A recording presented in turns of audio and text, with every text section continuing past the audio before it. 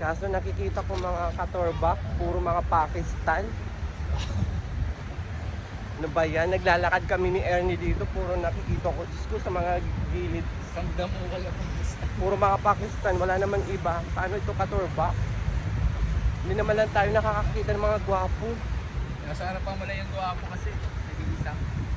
Diyos ko po. Kanina kami pa naglalakad ng lakad ni Ernie, wala talaga. Puro patan ang nakikita ko sa gilid. Nakita nyo naman yung video namin. Diyos ko, kung saan sulok sila nakaupo.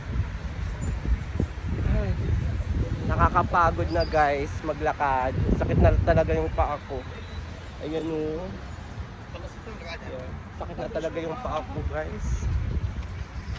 Ay, Diyos ko po.